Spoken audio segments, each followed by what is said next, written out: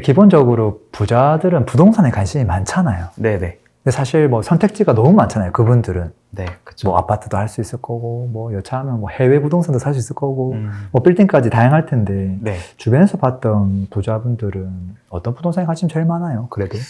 일단은 제가 이제 주로 만나는 분들은 네. 다 이제 그 주요 지역에 있는 부동산에 일단 관심이 많아요. 아, 그래서 집 같은 경우에도 우리가 다 흔히 아는 그런 최고가 주택들에 네, 네. 되게 관심이 많고, 그리고 대부분 다 빌딩에 관심이 많으시고, 아, 그리고 또 보유도 하고 계시고. 네. 네. 근데 이제 그게 한 개만 보유한 게 아니라 네. 되게 여러 개의 부동산을 또 보유하고 있긴 하거든요.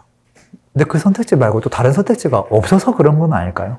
다른 선택지가 없죠. 그쵸. 네, 그래서 저희가 어저께 계약한 것도 되게 최고급 주택이거든요. 아, 근데 그것도 이제 최고가로 계약을 했는데, 네. 그러니까 그거 말고 다른 거 주택을 살 게 없는 거예요. 음, 그래서 약간 어찌됐든 수요와 공급에 따라서 가격이 정해지는데, 네.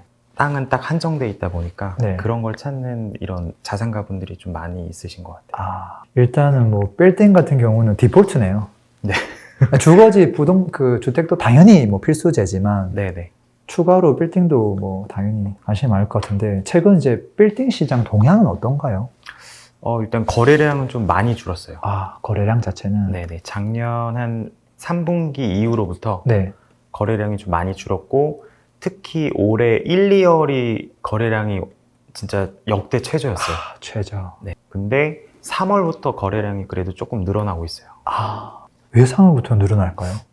그때 이제 금리가 조금 내려갔어요. 은행에서. 아, 그래서 보통 한 1, 2월에 잔금하신 분들이 네. 그 담보대출로 한 6, 7% 정도 대출이 나왔는데, 네. 최근에는 한 5%대, 진짜 네. 잘 받는 건 한 4%대도 4%대까지. 나오긴 하거든요. 그래서 조금 금리가 내려가고 하면서 이제 조금 많이 찾으시는 것 같아요. 금리의 영향을 안 받을 수가 없긴 하네요. 무조건 받아요. 아무래도. 예, 맞습니다. 근데 그래도 여전히 금리가 조금 높기는 한데 네. 그럼에도 불구하고 또 하실 분들은 한다 그쵸? 저는 이번에 느낀 게 격차가 되게 심하게 난 것 같아요. 아, 빌딩 수요에서도? 네네. 그러니까 최고가는 계속 찍어주고, 네. 그러니까 도산대로에 지금 평당 5억에 팔리거든요. 와, 5억이요. 네, 평당 5억에 팔리고, 네. 네. 그 다음에 삼성역 앞에 있는 거는 8억 5천. 그게 이제 최근에 거래가 됐는데, 네. 저도 그걸 보면서 아, 이게 돈 있는 사람들은 그래도 계속 사는구나 라고 좀 많이 느끼긴 했거든요. 그래서 이번을 계기로 좀 느낀 게 좀 이렇게 지역별로 격차가 더 심해진 것 같아요. 대출을 안 받고 사는 분들도 있지 않아요? 그쵸. 그분들은 금리 신경 별로 안 쓰겠네요.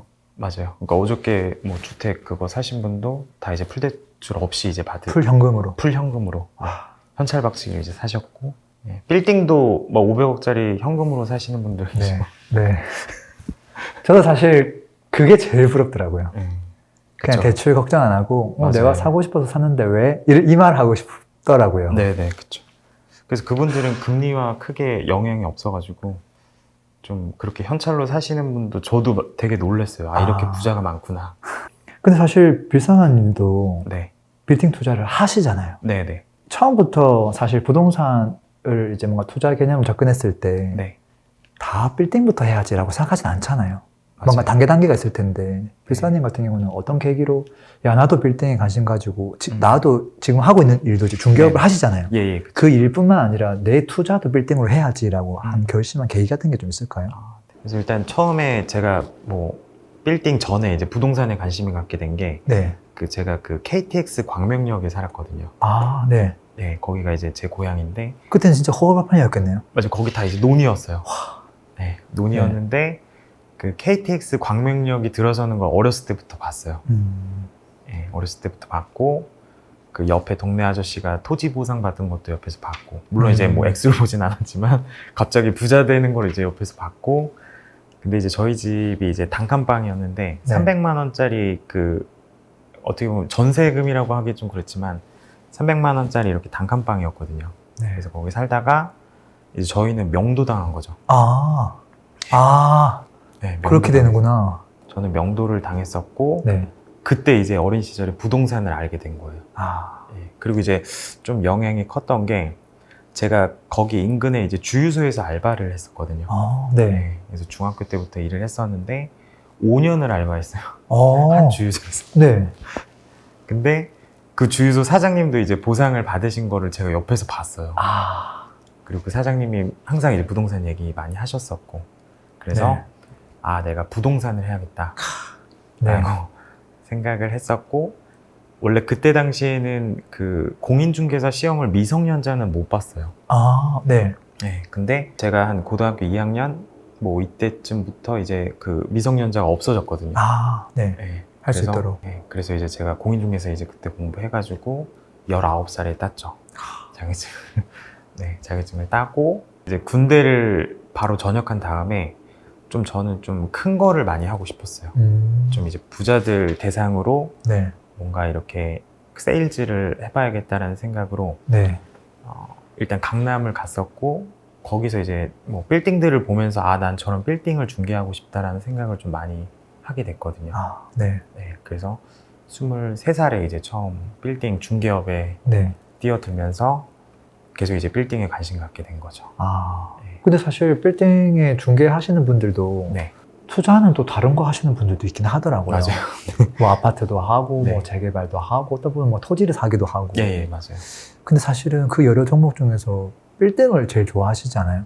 그쵸. 이거 어찌됐든 저는 이제 밥만 먹고 빌딩만 보고, 빌딩에 제일 자신 있고, 네. 네, 해서 빌딩은 이제 계속 사고 있고, 네. 그 지금 또 하나 신축하고 있는 것도 하나 있어요. 그래서 그것도 이제 네. 하고 있고, 그래서 저는 앞으로 빌딩 투자는 계속 할 것 같아요. 아. 네. 그리고 어찌됐든 고객분들도 봤을 때 네. 너가 빌딩에 대해서 얘기하는데 너가 빌딩이 없어? 아. 하면은 좀 신뢰감이 많이 떨어지긴 하거든요. 그래서 그건, 뭔가 그런 부분에 있어서도 아, 내가 직접 투자를 해본 다음에 이런 경험들 같은 거를 고객들한테 얘기해 줘야겠다라는 생각을 하게 돼서 빌딩을 계속 사게 된 거죠. 일단 그 분야를 계속 보니까 아무래도 그렇죠. 돈 되는 포인트가 계속 보이겠네요. 네네. 실제 뭐 사례 같은 걸 가지고 이야기해보면 더 좋을 것 같긴 해요. 네. 아마도 이걸 보시는 분들은 빌딩 하면 네. 일단 넘사벽이라고 생각할 것 아. 같은데 조금은 기대치를 낮출 수 있는 사례면 너무 좋을 것 같고 그래서 아마 제일 궁금해하는 게 야, 얼마 정도 있어야 될까? 네네. 그리고 실제 빌딩 투자하면 수익률을 뭐 말도 안 되는 수익률을 기대하면 안 되겠지만 네. 좀 보수적으로 잡더라도 어느 정도는 좀 기대해 볼 수 있을까? 그게 사례에서 살짝 드러나면 참 좋을 것 같긴 하거든요. 네네. 좀 말씀해 주실 수 있는 사례가 좀 있을까요? 일단은 제가 이제 샀던 사례인데 네. 제가 이제 20대 때 산 빌딩인데 네. 아직 매각은 안 했어요. 아, 아직 네. 매각은 안 하고 가지고 있는데 물론 이제 그때는 금리가 좀 저렴해서 아. 제가 대출을 좀 많이 받았었어요. 현금 한 3억 정도로 샀었죠. 서울시에 있고 네. 대로변에 있어요. 네. 네, 그래서 지금 그 와인바로 네. 통임돼 주고 있고. 아, 그러면 매매 가격을 얼마 정도 예상을 해야 되는 거예요? 이 정도는? 그래서 그때 당시 그때는? 제가 7억에 샀죠. 아, 네, 7억에 사고 리모델링까지 했어요. 네. 그래서 그 비용까지 다 합쳐서 한 3억 정도 들어갔고. 아, 리모델링을 했는데 3억이었다고요? 네네네. 근데 뭐 리모델링이 사실 그냥 뭐 네. 내 외부 좀 바꾼 거, 네. 뭐 살짝만 손대긴 했지만.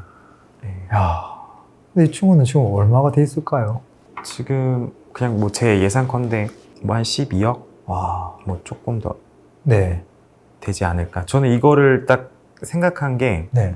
분양상가도 요즘에 다 10억이 넘거든요. 그렇죠. 차라리 분양상가 사실 분들한테 이렇게 3층짜리 통건물, 통임대돼 있는 네. 빌딩이 그래도 나중에 좀 잘 팔리겠다라는 네. 생각으로 그때 당시 매입을 했었고. 네. 그래도 강남 3구 안에 있는 물건은 아니죠? 그건 아니죠. 아, 그래도 좀 위로가 되네요. 아, 그런 걸 시작해도 되는구나 하는 네. 그게 좀 느껴져요. 네, 그렇죠. 근데 지금은 사실 저는 네. 대출을 좀 많이 받으라고 권하진 않거든요. 네, 네. 네, 그래서 지금 이렇게 좀 소액으로 좀 무리하게 대출 받아서 투자하는 거는 네. 조금 지향하진 않고 아. 있어요. 네. 그러면은 조금 무리해서 상급지를 사는 거랑 네. 무리를 안 하고 하급지를 사는 거랑 네. 선택을 어떻게 해야 될까요? 저는 그 지금은 빌딩 투자할 때 네. 확실한 거 아니면 사면 안 돼요. 아, 그게 상급지도 하급지도 상관없이. 그러니까 무조건 상급지에 사야 돼요. 아, 네. 지금 시장은 좀 그래요. 왜요? 하급지는 왜 사면 안 돼요? 그래도 빌딩 또 토지가 올라가면 또 언젠간 또 올라갈 수 있는 거 아니에요? 근데 이게 뭐 지금같이 고금리 시대이고 어찌됐든 고금리고. 예, 그리고 이제 받아줄 사람이 있어야 되는데 하급지는 지금 안 받아주거든요. 예전에 저금리 때는 그냥 막 너도 나도 다 샀어요. 막 이제 고금리 시대이다 보니까 진짜 이제 물 빠지면서 누가 이제 옷 벗고 있는지 다 이제 보이는 시기거든요. 그래서 더 상급지에 사야 돼요. 네, 그래서 저도 고객분들한테 외곽이 이상한 거 살 거면 아예 사지 말라고 차라리 가지고 계시고 오히려 더 주요 지역에 위주로 좀 사시라고 많이 말씀드리거든요. 와, 근데 그거면 진짜 많이 할 것 같은데요?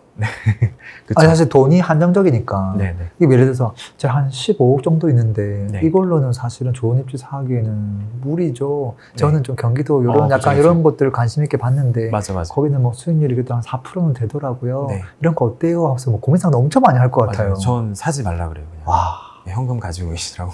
사실 솔직한 그 조언이네요. 맞아요. 그래서 저도 이제 중개업을 하고 있지만 네. 직원들한테 외곽에 있는 건 중개하지 말라 그래요. 그게 나중에 막 컴플레인 이런 것도 들어오거든요. 그래서 주요 지역에 있는 거 아니면 진짜 중개하지 말라고 얘기를 하거든요. 그래서 지금 같은 시기에는 네. 만약에 내가 뭐 현금이 좀 딸린다고 하더라도 하급지를 사는 건 아닌 것 같아요. 안 사는 게 맞습니다. 야, 그럼 여기서 제가 꼬리 질문 하나만 더 네. 할게요. 네. 야, 이거 없는 질문이긴 한데 서울이 아니라 네. 뭐 광역시나 거기에서 상급지도 있잖아요. 네. 그런 곳은 사면 안 되나요? 지방이라서 혹시? 지금 시기는 안 돼요. 안 돼요? 네. 뭐요? 그러면은 저희 빌딩 투자할 때 지금 아마도 빌딩을 많이 해봤던 분들이 제 영상을 보지 않아요. 네. 다 이제 관심을 가지고 네네. 이제 해볼까? 딱 그 수준이거든요. 네네. 막 지금 저울질 하는 거예요. 네. 이야기 들어보고 네. 괜찮다 하면 네. 좀 더 관심 가질 거고 아. 아니면 관심이 더 멀어질 거거든요. 네네. 어떤 거에 먼저 관심을 가져보면 될까요? 저는 그 매각 사례를 좀 보셨으면 좋겠어요. 매각사례. 네, 매각 사례. 이건 누구나 볼 수 있겠네요. 그죠. 요즘에 뭐 실거래가 워낙 오픈되어 있는 어플도 많고 네, 네. 해가지고 좀 내가 만약에 이제 뭐 한 30억, 2, 30억짜리 건물을 살 거다라고 하면은 네. 그 거래가 잘 되는 지역이 있어요. 아, 사람들이 많이 찾는 지역. 그래서 그 지역에 최근에 뭐 6개월 전, 1년 전에 팔린 네. 거를 한번 가서 보시면 좋을 것 같아요. 그냥 운동하시고 그냥 거기에 계속 팔린 사례 보다 보면 아, 이게 이래서 팔렸구나. 20억짜리 건물이 이런 건물이구나. 이게 감이 좀 생기거든요. 인터넷으로만 보는 게 아니라 그 물건을 가서 보라는 소리네요. 그죠. 저도 아직 답사해요. 아, 계속 팔린 거 네. 보거든요. 네. 맨날 가서 이거 왜 샀지? 내가 놓친 게 있었나? 네. 근데 그런 걸 알려면 네. 인터넷으로 보는 게 아니라 그냥 가서 봐야 돼요. 그리고 가장 좀 쉽게 실천할 수 있는 거는 내가 잘 가는 동네 있잖아요. 네. 그 동네에 한번 팔린 거 한번 보세요. 그러면 네. 되게 좀 신기한 것들이 보여요. 예를 들면 뭐가 보여요? 갔는데, 30억에 팔렸네? 상가주택이네? 여기서 뭐가 더 보여요? 전에는 이 가게만 보였거든요. 이렇게 맛집 막 이런 것만 보였는데 어느 순간부터 건물 보다 보면 저 건물 저렇게 바꿨구나. 바꿨구나. 네, 저렇게 리모델링 했구나. 저렇게 해서 저런 임차인을 맞췄구나. 약간 그런 게 보여요. 이게 되게 작은 관심에서부터 좀 일어나거든요. 네. 그래서 그런 매각 사례를 보는 게 일단 첫 번째 순위인 것 같아요. 제가 봤을 때. 네. 처음부터 매물을 보면 이게 좋은지 안 좋은지 모르거든요. 매물은 매각 사례가 아니니까. 네네, 그쵸. 갑자기 40억짜리 물건 나왔습니다 하면 판단을 아무것도 못 하니까요. 그쵸. 그러니까 매각 사례가 말씀드리면 이제 답안진 거예요. 예전 기출문제. 네. 기출문제. 그래서 계속 보는 거예요. 비슷하게 나오겠지. 약간 예를 들면. 네. 그거보다 싸게 사면은 그래도 호갱은 안 될 수도 있다는 거잖아요. 그쵸. 그나마. 네네. 그러니까 그 사람도 어찌됐든 무슨 이유가 있어서 산 거잖아요. 네. 아무 이유 없이 막 그 재산을 투자하는 게 쉽지 않은데. 네, 그렇죠. 근데 그 산 이유들이 다 있어서 저는 매각 사례를 보는 게 일단 첫 번째인 것 같아요. 도움이 진짜 많이 돼요. 네. 매각 사례에 대해서 좀 뒷단에 숨어있는 히스토리 이런 걸 좀 알려면 어떻게 좀 더 해야 될까요? 매각 사례도 보고 네. 저는 약간 등기사항 전문증명서 보고 그 등기부 등본. 등기도 보는구나. 네. 등기를 보면은 이 사람이 뭐 누가 샀는지도 나오고 네. 그다음에 이 사람이 대출 얼마나 받았는지 뭐 그런 세부적인 내용도 좀 나오긴 하거든요. 그래서 이런 20억짜리를 살 때 대출을 요렇게 받는구나. 약간 그런 게 좀 학습이 돼요. 네. 네. 그렇죠. 보고 네. 저는 좀 덧붙여서 임대 시세도 파악하는 게 중요해요. 임대 시세. 네, 이게 제일 중요해요, 사실. 네. 매각 네. 사례는 이제 그쪽에 이제 시세를 좀 파악할 수 있는 거고. 네. 그리고 임대료는 나중에 지금 제가 만약에 뭐 디벨롭을 했을 때, 뭐 리모델링이나 신축했을 때 얼마의 임대가 맞춰질지가 예상이 되거든요. 네. 그럼 이제 역산하면 나중에 팔았을 때 금액이 예상돼요. 예상 임대를 파악하는 게 되게 중요한 것 같아요. 이거는 보통 어떻게 하길 추천하세요?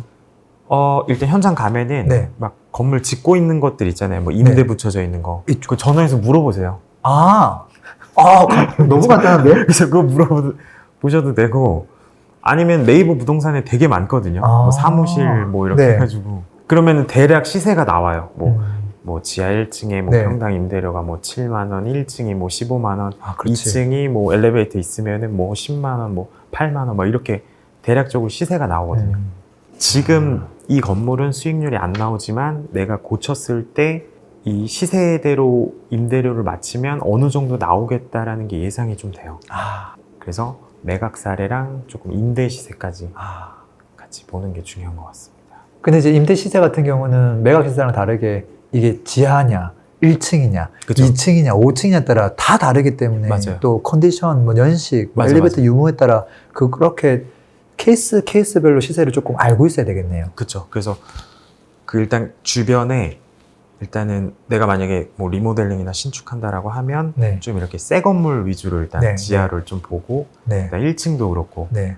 그리고 엘리베이터 유무라든지 이런 것도 되게 좀 중요한 요소고 그리고 임차인들이 뭐 들어가 있는지를 좀 유심히 보세요. 어떤 업종인지 어떤 임차인이 들어가 있는지. 맞아요. 뭐 예를 들어서 뭐 학원이 많이 들어가 있다. 그러면 네. 나중에 내가 학원으로 맞출 수 있겠구나. 네. 그런 거라든지 그 인근의 임대 시세랑 임차인 업종들 그런 거를 좀 같이 파악해야지. 보통은 답사 가서 그냥 그 건물만 딱 보고 와요. 뭐 그렇죠. 네. 뭐 저런가 보다. 그리고 심지어 그냥 차 타고 가서 씩 저런가 지나가고. 보다 하고 그러는데 그러면 이제 큰일 나거든요. 네. 거기까지만 해도 꽤 많이 되겠는데요. 요까지만 해도. 네, 그쵸. 기본기는 뗄 수 있겠는데요. 이걸 진짜 완벽하게 했다고 하면 시세를. 맞아요. 그쵸. 그러니까 이 정도만 알아도 저는 네. 일단 어디 가서 이렇게 사기는 안 당해요. 그러니까 그 지역에서, 그 동네에서는. 맞아요. 그리고 심지어는 이런 경우도 있어요. 그러니까 비싸게 팔려고 임차인을 되게 좀 높게 맞춰놓는 경우. 있을 수 있죠. 그러니까 분양상가가 그런 게 되게 많아요. 네. 그러니까 뭐 수익률 6% 확정 네. 해가지고 나중에 팔고 나서 그 임차인 나가고 네. 임대료가 안 맞춰지는 거예요. 그 임대료. 그런 경우도 되게 많거든요. 그러면 제일 좋은 케이스는 이런 거겠는데요. 딱 물건이 있는데 임차료가 너무 저렴하게 임차인이 세팅되어 있는 거예요. 너무 좋아요. 그런 애들은 왠지 역산해서 매매가가 조금 저렴하게 나올 거 아니에요. 그죠. 이걸 사고 내가 이걸 바꾸면 네. 그게 비포하고 이 애프터가 클수록 좋은 거잖아요. 맞아요. 보통 어떤 게 임대료가 좀 작냐면 건물주가 진짜 한 20년, 30년 그 전부터 계속 소유하신 분. 그러니까요. 그분들은 임대료 잘 안 올리거든요. 그리고 상가주택 건물. 그러니까 이제 건물주가 위에 살고 있는 경우. 그런 경우 이게 임대료 못 올리거든요. 그렇겠네. 이게 맨날 마주치잖아요. 네. 그래서 그런 건물을 잘 캐치해서 찾아야 돼요. 그러니까 지금 수익률 4%, 5% 이게 중요한 게 아니라 그런 임대료를 좀 적게 받고 있는 건물. 그리고 그 건물의 퍼포먼스를 되게 적게 내고 있는 그런 건물을 찾아야 돼요. 퍼포먼스를 적게 내고 있는 건물. 네네, 그게 제일 중요해요. 확 와닿는데요. 맞아요. 그러니까 다 그냥 되게 낡은 건물, 네. 용적률 남아있는데 막 한 3층짜리 건물, 막 되게 그렇게 이상하게 쓰고 있는 건물이 생각보다 많아요. 근데 그걸 내가 사가지고 가치를, 그러니까 퍼포먼스를 최대한 올렸을 때 네. 수익성이 나오는지 그게 제일 중요한 포인트예요. 그럼 대표님은 퍼포먼스를 제대로 못 내고 있는 건물하고 네. 지금 방금 예쁘게 다 지어놨어요. 네. 임차인도 완벽하게 다 세팅해놨어. 뭐. 네네. 그럼 두 개 있으면 무조건 전자 선택하시겠네요. 전자기죠. 얘가 이제 남을 게 많으니까. 제가 네. 20대 때 산 건물도 건물이 60년대 건물이에요. 되게 허름한 건물이었는데 네. 처음에 그거 샀을 때 이제 주변 사람들이 그거 왜 사는지 근데 이제 리모델링만 해도 충분히 되게 새 네. 건물처럼 되거든요. 네, 그렇죠. 그래서 좀 이렇게 퍼포먼스를 안 내고 있는, 그러니까 그 임대료를 좀 적게 받고 있는 건물이 네. 진짜 보석 같은 건물이 많아요. 근데 아까 처음에 입지가 안 좋거나 네. 하급지는 지금 같은 시장에서는 아예 네. 그냥 안 하는 게 낫겠다. 네. 이런 말씀도 하셨고. 네네. 근데 이제 좋은 입지, 그러니까 빌딩 투자에 있어서 좋은 입지가 네. 우리가 알고 있는 그냥 이제 아파트에서 입지랑은 다를 거 아니에요. 맞아요. 그걸 좀 알려주시면 좋을 것 같아요. 그래서 예를 들면 보통 이제 여기 생기면 다 좋다라고 생각해요. 일반적으로는. 그렇죠. 일반적으로 이제 아파트 투자도 그렇고. 뭐 모든 사람들이. 맞아요. 네. 근데 빌딩은 안 좋을 수도 있어요. 이 여기 어떤 지하철역 말하는 거예요? 네, 지하철역. 네. 안 왜냐하면- 좋을 수도 있어요? 그렇죠. 그러니까 뭐 예를 들자면 신분당선이 이제 광교까지 뚫려 있잖아요. 아, 정자 광교. 네. 근데 정자동에 빌딩이 좋아지진 않았잖아요. 거기 다 죽어버렸는데. 그러니까 오히려? 그거 타고 다 강남으로 오잖아요. 맞아요. 그러니까 네. 이제 상권이 더 뺏길 수가 있어요. 맞아요.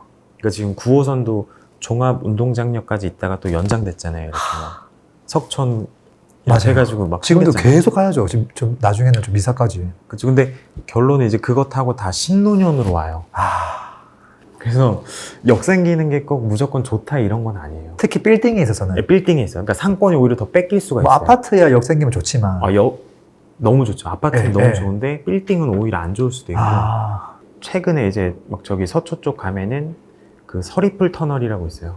뚫렸잖아요. 네, 뚫렸는데 그거 뚫린 거는 제가 뭐 전에도 이제 어디 막 인터뷰할 때 항상 얘기했지만 이게 뭐 상권이 좋아지지는 않거든요. 터널 뚫렸다. 그렇죠. 그렇죠. 네. 근데 아파트는 좋은 거죠. 그렇죠. 예, 주거는 너무 좋은데 그 터널 뚫렸다고 해서 갑자기 뭐 상권이 생기거나 그러진 않거든요. 그래서 좀 약간 아파트 투자랑은 조금 다르게 보셔야 되는 부분이 있습니다. 네. 호재라고 생각했다가 이게 진짜 좀 심하게 얘기하면 악재가 될 수도 있다 이 말이네. 그렇죠. 그리고 내 건물 앞에 예를 들어서 스타필드가 생겼다. 이거는 악재예요. 아, 맞네요. 다 글로 가요. 다 흘러 가죠. 네. 옛날에 미사 좋았는데 네. 선택지도 정말 다양했고 네. 근데 지금은 다 흘러 가더라고요. 그러니까 다 그쪽으로 가고 저는 잠실도 다 롯데로 가요. 롯데 안에 다 있잖아요. 그것도 맞네요. 그러니까 편하고. 이게 주변에 뭔가 엄청나게 큰 상권이 생기는 게 네. 호재가 아닐 수도 있어요. 판교의 현대도 마찬가지고. 맞아요. 근데 거기 다 가잖아요. 그러니까 조금 그러면 어디가 좋다는 거예요? 어떤 거 사야 됩니까? 네. 일단은 빌딩 투자할 때 좀 저는 좋은 상권 같은 경우에는 네. 일단 20, 30대가 많은 곳. 20, 30대가 많고 이렇게 또 생각을 해야 되는구나. 네네, 그렇죠. 그리고 20, 30대가 많다는 게 그 사람들 많이 온다는 말이에요? 많이 거주를 말하는 거예요? 많이 오고 그 소비도 많이 하는 층이에요. 그건 맞죠. 네, 그렇죠. 그리고 20, 30대 중에 여성분들이 많은 곳. 여성 많이 네. 오는 곳. 그- 성수인데? 그러니까 성수 가까이에는, 제가 있는 곳 가까이에는 성수가 맞아요. 이런 곳에 다 성수가- 부합할 수도 있겠네요. 맞아요. 그래서 20, 30대 여성분들이 많은 데가 상권이 대체적으로 좋아요. 뭐 인스타 보고도 오고. 네. 근데 여성분들이 많으면 남자분들이 와요. 그렇죠.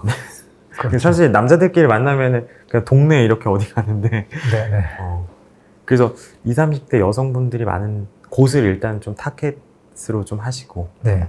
저는 빌딩 투자할 때 제일 중요한 게 황금성이라고 생각해요. 네. 그러니까 언제든지 시장에 내놨을 때 팔릴 만한 지역의 건물을 네. 사야 되는데 그 통계 자료들이 많이 나와 있어요. 잘 팔리는 동네. 네. 그리고 이제 또 그런 것도 있어요. 그러니까 그 도로 조건이 되게 좋아야 돼요. 이 도로 좀 너무 이게 차가 들어가기에 뭐 4m 네, 너무 맞아요. 작은 동네도 많잖아요. 골목골목길에 있는. 네네. 그래서 뭐 언덕길이라든지 네. 내리막길이 없고 좀 이렇게 초입에 들어갔을 때 네. 뭔가 끝이 보이는 그런 상권이 좋거든요. 그리고 그리고 이게 대로만 넘어가도 사람들이 안 가요. 그렇죠. 그러니까 예를 들어서 그 가로수길 같은 경우가 딱 좋아요. 그러니까 그렇죠. 초입에 들어왔을 때 좀 끝이 보이고 그 횡단보도가 없고 이제 다 사람들이 여기 무단횡단 하면서 여기 네, 이렇게 다 네. 있거든요. 맞아요. 무단횡단이 아니라 이제 횡단보도가 없으니까 네. 요 길 안에서 다 왔다 갔다 하고 근데 거기서 그 50m 대로를 넘으면 이제 잠원동이 나오거든요. 네. 거기까지는 사람들이 안 가는 거죠. 안 가죠. 빌딩을 투자하실 때 좀 그렇게 좀 반듯한 길에 있는 곳이 상권이 확장되기가 되게 좋아요. 경리단길이 조금 왜 그렇게 됐냐면 일단은 언덕길이 너무 심해요. 맞아요. 그러니까 여름 같은 때 이제 초입에서 끝까지 올라가면, 하이트까지 올라가면 너무 힘들어요. 네. 네. 저도 올라가다가 와이프가 그만 가자 그러더라고요. 그래서 딱 왔을 때 네. 진입하기가 쉬워야 되거든요. 네. 그런 언덕길이라든지 내리막길이 없고 좀 되게 진입하기, 역에서 딱 내렸을 때 오기 좀 편한 네. 그런 곳이 되게 대체적으로 상권이 좋아요. 이런 곳은 대부분 좀 서울에 있겠는데요? 그쵸? 뭐 홍대도 뭐 왠지 여기 좀 부합할 것 같기도 하고. 홍대도 그렇고 연트로파크도 그거에 해당돼요. 그리고 사람들이 어떻게 변하고 있냐면 네. 예전에는 그냥 야 커피숍 가자 그러면 이제 뭐 커피 뭐 맛 보고도 많이 가기도 하고 뭐 그렇게 해서 가긴 했는데 요즘 젊은 사람들은 네. 새로운 경험을 하고 싶어요. 커피숍을 갔는데 갑자기 어디서 막 물이 흐르고 있고 어디 이렇게 무슨 엄청난 뭐 색다른 느낌의 뭔가 특별한 느낌의 그런 커피숍을 원해요. 네. 네. 그렇지. 커피만 먹어서는 안 되고. 맞아요. 그래서 일단 이 감성이 나와야 되거든요. 이렇게 사진을 찍을 수 있게 네. 뭔가 그 인스타그램 감성이 나오는 데를 되게 많이 선호하거든요. 그리고 저는 앞으로 이런 상권들이 공원에 좀 많이 밀집돼 있을 것 같아요. 그래서 예를 들면 성수도 이제 좀 많이 뜨게 된 게 저기 서울숲. 가깝죠. 그래서 사람들 서울숲 되게 많이 네. 가잖아요. 네. 그리고 저기 홍대는 저기 연트럴파크. 같이 가죠. 네. 네. 그리고 압구정은 도산공원. 그렇지. 네. 그래서 요즘에는 가게 이름도 압구정 뭐가 아니라 뭐 도산분식. 도산자가 되게 많이 붙거든요. 그것도 괜찮네요. 그렇죠. 그래서 앞으로 좀 이렇게 공원 인근이 좀 많이 좋아지지 않을까. 뭐 이렇게 생각을 하고 뉴욕 같은 경우에도 센트럴파크 인근이 되게 좋잖아요. 좋죠. 그것처럼 네. 조금 이런 소비층들이 네. 되게 새로운 경험을 많이 하고 싶어 해서 좀 그런 공원 인근 연트럴파크에도 주말에 가보시면 진짜 깜짝 놀라거든요. 사람 많더라고요. 네, 젊은 분들이 진짜 많더라고요. 맞아요. 그래서 그거 플러스 외국인 관광객들도 와요. 맞아요. 네, 거기 이제 공항선도 연결돼 있어가지고 외국인 관광객들이 거기 숙소를 좀 많이 얻거든요. 연남동은 되게 좋게 봐요. 아직도. 네. 그러면 이제 약간 느낌이 다를 수 있는데 뭐 그냥 뭐 대치동이나 예를 들어서 네네. 그런 곳은 느낌이 약간 다르긴 하잖아요. 네네, 그쵸. 그런 곳은 안 되나요? 근데 아직 뭐 대치동은 그래도 학원 수요가 많이 있긴 해가지고 네. 그래도 계속 거래는 많이 되고 있는 곳이긴 하거든요. 네. 전통적으로 입지가 좋은 곳들 있잖아요. 네, 약간 그쵸. 오피스가 좀 많을 것 같고 네네. 그런 곳들에 대한 빌딩 투자는 어떻게 보세요? 일단은 강남구 같은 경우에는 오피스 수요가 진짜 너무 많아요. 그렇죠. 네, 너무 네. 많고 거의 저희 뭐 리모델링이나 신축하고 있는 공사 도중에 막 임차인들이 맞춰지기도 하고. 그렇죠. 지금 좀 고객분들한테 좀 권유하는 거는 상권에 있는, 그러니까 뭐 예를 들어서 뭐 가로수길 메인에 있는 건물보다는 그냥 거기 이면에 있는 걸 좀 저렴하게 사서 그냥 오피스 임대도 되게 괜찮거든요. 네, 통임대로. 네. 네. 네, 그런 거를 좀 많이 권하고 있긴 하거든요. 그래서 아, 오피스 수요가 워낙 많아서 좀 만약에 뭐 이렇게 상권에 비싸게 들어가는 것보다는 네. 이렇게 뭔가 오피스 건물을 만드는 것도 되게 매력적이긴 한 것 같아요. 저는 만나면 꼭 물어보고 싶었던 질문이 한 가지 있어요. 어떤 거요? 저는 이제 오피스를 사용하다 보니까 네네. 생각보다 한 3, 4년 기간 동안 임대료가 정말로 눈에 띄게 오르더라고요. 네, 엄청 많이 올랐어요. 그러니까 저는 이제 장사를 하는 사람이 아니라서 네. 뭐 1층에서 식당하거나 그 임대료는 잘은 모르는데 네. 이제 오피스 월세가 생각보다 많이 올라간다. 그래서 그냥 뭐 전용 한 평당 월세를 예전에는 뭐 9만 원 받을 수 있었다면 네, 맞아요. 뭐 조금 1년 지나면 10만 원, 1년 지나면 11만 원, 12만 원, 13만 원 이렇게 차곡차곡 올라가더라고요. 네. 근데 그걸 역산하면 그 매매가가 상당히 많이 올라가거든요. 그죠, 네, 맞습니다. 근데 실제 이제 뭐 가게들도 이렇게 좀 움직인다고 봐야 될까요? 가게도 이제 그 갑자기 확 뜬 곳은 이제 이렇게 네. 쭉 올라가긴 하는데, 네. 근데 최근에 이제 오피스 수요가 더 많아지면서 네. 그 오피스 건물들이 좀 더 가격이 많이 오른 것 같아요. 그 최근에 어떤 모습이구나. 네네, 그렇죠. 사실 너무 빠르게 올랐다는 생각도 살짝 들긴 하더라고요. 맞아요. 그래서 강남구 같은 경우에는 되게 좋은 빌딩 같은 경우에는 그 면접을 봐요. 저도 그랬어요. 저 예전에 그 역삼동 건물 네. 얻을 때 네. 갑자기 무슨 사업 계획서를 가서 네. 그래서 그거 하고 이제 책 보내주고 유튜브 보내주고 저 이상한 업체 아니니까 네. 제발 네. 받아주세요 해서 진짜 거의 빌면서 들어갔거든요.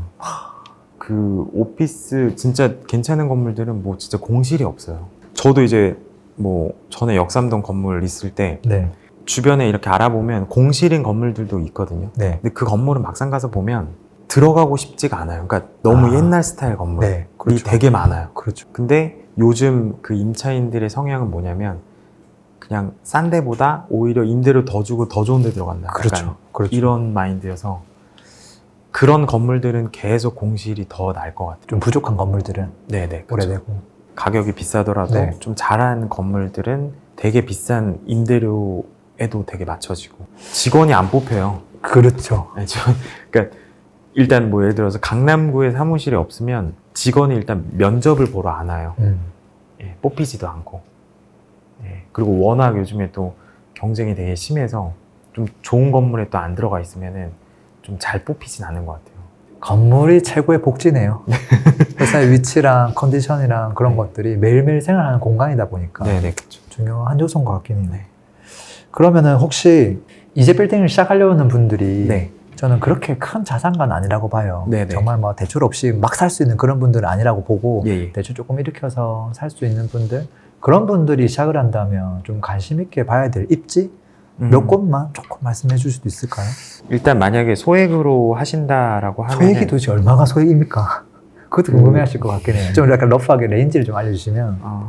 일단 만약에 내가 현금 한 10억 정도로 네. 투자를 한다. 10억이다. 네. 지금 만약에 뭐 풀대출 받아서 뭐 30억, 40억짜리도 살 수는 있어요. 풀대출 받으면. 근데 그렇긴 이거는 하죠. 너무 리스크하고 네. 저는 한 20억대 정도? 20억대? 네, 20억대 정도. 그 20억대 가장 잘 팔리는 동네들이 있거든요. 야, 이게 엄청난 정보네. 뭐 예를 들면은 아까 말씀드렸던 연남동. 네. 네, 연남동이나 뭐 홍대 인근 그쪽에 좀 거래가 많이 되고 성수는 뭐 금액대가 되게 높아가지고 그렇죠. 좀 많진 않은데 뭐 성수도 저는 되게 좋고 그 용산 쪽에서는 한남동. 한남으로 가야 되네요. 예, 한남동이 제일 좋아요. 근데 한남에서 20억으로 가능한가요? 쉽지 20억대까지? 않죠. 그래서 20억대 제일 사기 좋은 동네는 연남동이에요. 제가 봤을 때. 금액으로 봤을 땐 그렇네요. 네, 그렇죠. 그래서 홍대 인근이고 되게 작은 그런 다가구 주택이나 이런 거 좀 되게 오래된 건물 리모델링해서 한번 임대 맞춰보고 네. 한 4, 50억에 한번 팔아보고 약간 네. 요런 사이클이 되게 괜찮은 이 중요한 포인트인 것 같다. 네. 뭐냐면 이 홍대는 워낙 많이 알려져 있고 네네. 이미 또 뭐 많이 올랐지 않아? 내가 너무 늦게 들어가는 거 아니야? 그렇게 생각할 수 있는데 그게 네. 아니라 여기가 진짜 수요가 많고 네네. 여전히 젊은 사람들이 많이 그쵸, 오고 그쵸. 지금도 이 정도 금액대로 살려고 하는 사람도 제일 많고 네, 제일 많죠. 그러니까 여기에서 투자를 시작을 해도 네. 다른 것들 험한 데서 하는 것보다 차라리 이게 낫다는 거잖아요. 그쵸. 그러니까 여기는 어찌됐든 엑시트이 좀 잘 네. 되는 지역이어서 네. 그래서 이쪽에서 사면은 나중에 팔기가 되게 좋아요. 엄한 데 사느니 엄한 데 뭐 수익률 4% 5% 그러니까요. 뭐 사는 경기도 것보다. 외곽 뭐 인천 가느니 그죠. 그냥 여기서 그냥 같이 연남동이라고 불리는 곳 그런 데 사서 네. 좀 이렇게 바꿔서 하는 게 저는 더 아. 확률상 더 괜찮다고 봅니다. 듣고 보니까 그냥 고개를 끄덕일 수밖에 없는 것 같아요. 왜냐 앞에서 그 이유를 다 설명해 주셨거든요. 네, 맞아요. 그러니까 사실 동이 또 브랜드거든요. 네. 동 이름이. 네, 맞아요. 예를 들어서 청담동은 뭔가 좋아 보이거든요. 끝났죠? 그래서 여기는 네. 뭐 수익률이 그렇게 많이 안 나와도 네. 그냥 동 때문에 사시는 분들도 있고 그렇죠. 네. 네. 같은 강남구 내에서도 뭐 청담동, 논현동 이건 또 느낌이 다르거든요. 네. 일단은 같은 동 안에 있어야 돼요. 네. 내가 막 서울대 꼴찌여도 어쨌든 서울대 다닌다 이게 되게 크긴 크죠. 하거든요. 크죠. 네. 동이 브랜드니까 동을 좀 잘 선택하시면 좋을 것 같습니다. 네. 마지막으로 그 앞으로 향후 투자 계획 같은 게 좀 있을까요? 제 개인적인 네. 투자 계획이요. 저는 제 꿈은 그 도산대로변에 빌딩을 사는 거예요. 저는 강남에서 제일 좋아하는 도로가 도산대로거든요. 네. 좋죠. 그래서 도산대로변에 빌딩을 사는 게 목표고, 네. 저는 빌딩의 가장 큰 매력이 뭐냐면 그 공급이 제한돼 있어요. 그러니까 뭐 주식이나 이런 경우에 막 증자를 할 수 있잖아요. 알 수 있죠. 네, 그럼 이제 가격 변동성이 되게 커지는데 빌딩 같은 경우에는 대한민국의 이 위치에 이 건물 하나잖아요. 그렇죠. 네, 뭐 땅을 매립할 수도 없고. 네. 그래서 저는 그런 점에서 되게 메리트 있다라고 생각을 하고. 네. 그래서 저는 공급에 제한이 있는 그런 거를 더 앞으로 투자할 것 같아요. 빌딩도 투자하고, 저는 비트코인도 조금씩 사거든요. 네. 다른 거 말고. 어. 그것도 어찌됐든 공급이 제한돼 있으니까. 아, 네. 네. 그래서 앞으로 좀 이런 거 계속 공급에 제한돼 있는 거 위주로 좀 투자하고, 최종 목표는 도산대로변의 빌딩을 사는 게 제 최종 목표입니다. 아, 근데 진짜 그날이 금방 올 것 같아요. 열심히 해야죠. 네. 알겠습니다.